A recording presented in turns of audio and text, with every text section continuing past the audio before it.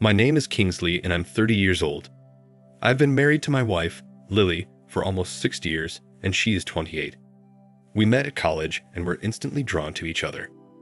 After a while, we began dating and by the time we were done with college, we immediately got married. We both had great jobs and our relationship was absolutely amazing.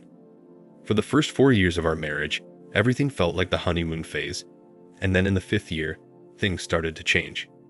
She began acting differently, and I knew I needed to act right then and there.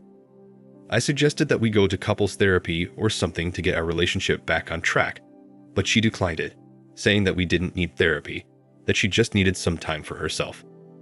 Being the gentleman that I am, I gently agreed to her request. Within that period of her needing time for herself, we didn't have intimacy because each time I tried to initiate one, she ended up declining. It always resulted in an argument to the extent that we both started sleeping in separate rooms. Things really started to come into full focus because that was when I started to hear more and more news of infidelity on my social media. So, I started having little doubts and I began thinking to myself that this can't be what's happening inside of my actual life.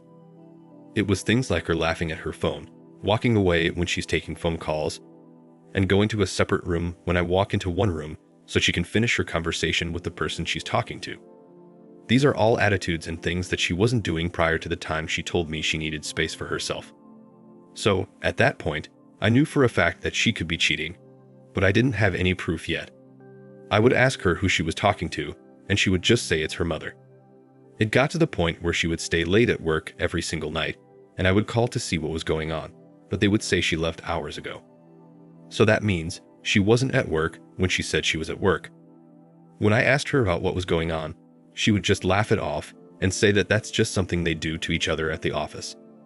She said that they do it all the time, and she has done it to some of her colleagues. Just lying and saying that they left hours ago when they were actually there. I'm going to be honest with you, that's a horrible joke. I still did not believe that that was a real joke people would be doing with each other at work. There was one instance when she went out to get some milk at around 11:30 in the night. Surprisingly, she didn't come back until 2 in the morning.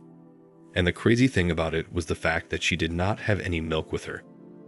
This right here made me know for a fact that something was up. Now, this is one thing that I can pass on to everybody with all my years of experience in dating. If you think that your significant other is cheating on you, please go ahead and hire a private investigator. They're really good at what they do, and I know for a fact that they will get some evidence that will help you in your later divorce. So, I most definitely hired a private investigator, and I got a whole lot of evidence, and then I waited. I know what you might be thinking. Why would you wait until later on to confront somebody? Well, her birthday was just a few weeks away, and I needed the confrontation to be on her birthday celebration where there would likely be more than just the both of us together. I wanted as much evidence as possible to hand off to my lawyer. I also needed time to make arrangements to find a new place to live, and I also wanted for no story to come back to me from anybody else outside of the situation to state that I was the person that did anything wrong.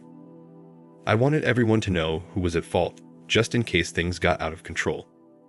As her birthday drew near, I asked about her plans for it, but she said she wanted me to go out and celebrate with my friends, and that she wanted to be alone at home and relax since she had to work on her birthday anyway. She also said that she did not want to be reminded that she was aging. I don't know why she thought it was a good idea for me to go and party for her while she stayed at home, but since I was already aware of what's to come, I consented to her request. The reason I asked about her plans was so I could also keep up with my plans to expose her affair. I planned to show her the evidence I had gotten of her and her lover in the presence of everyone, and I decided to throw a surprise party for her since she was going to be alone at home. I suspected she wanted to have a rendezvous in the house with her lover, but I didn't think much of it because, either way, she would still be in for a surprise. In the days that followed, I acted as though nothing was wrong with us, and I was careful with my interactions with her so as to avoid suspicions. 2 days to her birthday, I called up 2 of our close friends, male and female, and informed them about her upcoming birthday so that we could set up a surprise birthday party, and that they should not inform her about it since I intend to make it a surprise. I also called her parents and her younger siblings and told them that I wanted to give her a surprise by sneaking into the house with party streamer, music, cameras, and a big cake with all the candles, and they all agreed. The day of her birthday arrived, and I told her I was going to head out into town to meet with someone, but I went to my friend's house to get everything organized as planned. After a few hours, I made sure everyone was present just right outside of our apartment. We all got up in the elevator and her mother was holding the cake. The whole time, I was trying to keep everything smooth, reminding everyone that they need to be as quiet as humanly possible. When we got to the front door, I put my key in and I slowly unlocked the door. We all snuck in together and made our way towards the bedroom. The brother and others were holding the camera, and her friend holding half of the birthday cake with the mother. I looked back at everybody, and they were all grinning from ear to ear, ready for the surprise of the woman they all love. I threw open the door, and we all yelled surprise at that exact moment. Shockingly, the surprise was on us all. There was my wife, all laid out in the middle of the intimacy with her lover right there, staring at us wide-eyed in the middle of a thrust. Her mom dropped the cake, the sister screamed, the father trying to cut the camera off. I was just horrified. I was standing there speechless. I didn't know any of this was happening. Her friend was trying to push everybody out while yelling at her, saying how could she be this ungrateful and just wrong.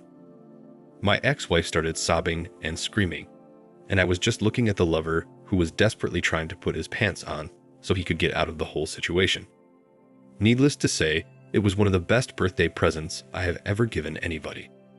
We got divorced shortly after all this, and since I had hired a private investigator and had evidence, and all of her family and our friends saw what happened, all the blames were directed to her. Now, her friend had gotten cheated on, and they had made a vow to never cheat on anybody together. She was a liar and a cheater, and because of the private investigation, I could prove that she was spending my money on things that were not for the relationship. She was spending it on her lover for some reason. I was able to get some compensation for all the things that she spent inside of our marriage. But at the end of the day, she still got half of my savings. Another big thing about this whole situation is that her parents looked at me as their son, like I was one of them. So because of what she did, they completely took her out of the will and made sure she was excommunicated from the family. Her younger brother had also gotten cheated on, so he took it personal because she was there to console him when he was cheated on. So now, everyone is looking at her as a hypocrite. I'm still mad I lost half of my savings though. I feel like I should have argued better in the divorce court, but at the same time, it is what it is. I'm just happy she's not in my life anymore. So yes, this is how it all happened. Thank you for watching. Like, comment, and subscribe if you enjoyed the video. Until next time, I'll see you again. Take care.